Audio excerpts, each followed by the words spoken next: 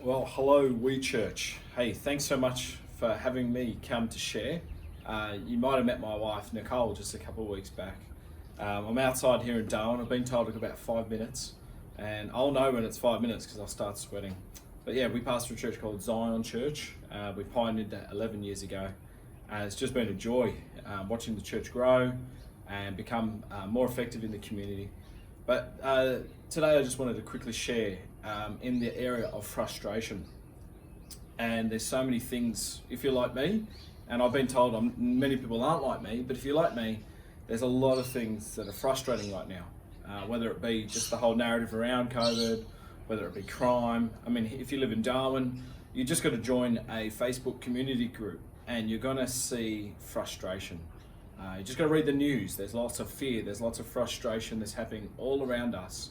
And I guess as Christians and as the church, how should we respond to that frustration? Because it's so easy just to get caught up. It's so easy to get frustrated and live in frustration. But I believe Jesus modeled and showed us such a better and more powerful way, and that's by ministering freedom.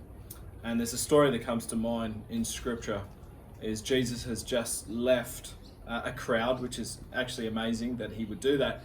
He left a crowd and he says, let's sail to the other side. And they land there and they're greeted by, many of you may be familiar with this story, but if you're not, they're greeted by a man that's incredibly demon possessed. The demons actually speak to Jesus, but it describes this man as someone that couldn't be bound. And each time he was chained, he would destroy those chains. So he lived in the tombs, he was naked. And it actually is really painful hearing this, but it says that he cried out night and day and he cut himself with stones. And when you think about the 21st century, you think about even just our young people, you think about mental health, you think about suicide. We've got a lot of people that could identify to a degree with this demon-possessed man and just living in a life of torment, a life of isolation and loneliness, and actually feeling helpless. But thankfully, Jesus doesn't just talk about how terrible the world is and how frustrating it is, but he addresses this. And it's very unorthodox, the exchange that Jesus has with this man, because the demons begin to speak through this man, and they name themselves as Legion because they were many. And they actually request that these evil spirits could go into this nearby herd of pigs. And Jesus, and if you've been a Christian for a while, there's so many times where you're left scratching your head. But Jesus actually grants this request, and these demons leave they leave this man, and they go into this herd of pigs. And this herd of pigs actually runs off this steep bank, and 2,000 pigs drown, and that would have been quite the sight. But it actually says that, I guess maybe farmers, but people saw this whole thing unfold. They went back into the town and reported what had happened, and it actually specifically says about the pigs as well. And the town comes back to Jesus, and remarkably they see this man in his right mind sitting at the feet of Jesus.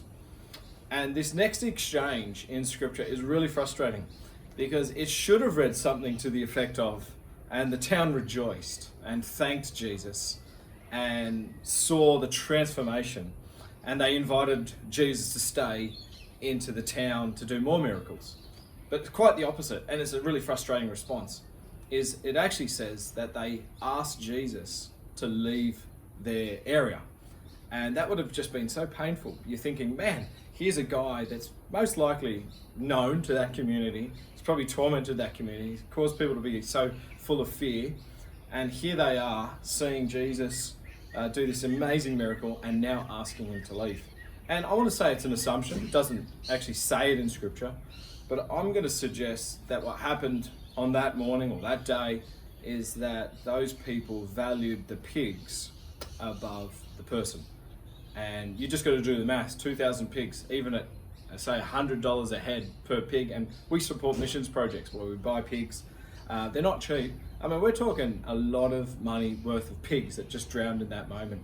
And here in that moment, these people, I guess, valued the economy over the person. But thankfully, I love Jesus. Jesus didn't care about that. He cared about the person above the product. And then what happens is this man says, Jesus, can I come with you? And Jesus, I would have said, yeah, sure, man, let's go. Leave these guys behind. Come with us. But Jesus says, no. You stay here and you tell your family, and it's really crucial, tell your home of the things that I've done for you. And the response that you see in Scripture is he didn't do that. He disobeyed Jesus. He didn't just go back to his home and his family. He went to his friends, and it actually says he spread amongst the Decapolis, which was 10 cities of the great things that Jesus did. And, I guess we would have played it out differently. Maybe you would have done what Jesus did.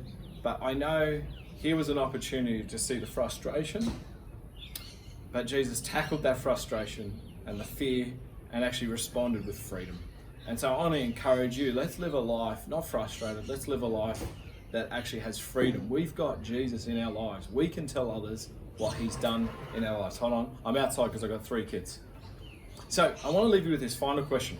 And the question is how can you turn some of the frustrations you might have into a narrative of bringing freedom to others? So, hey, thanks so much for having me. God bless you, and I'll see you. Bye.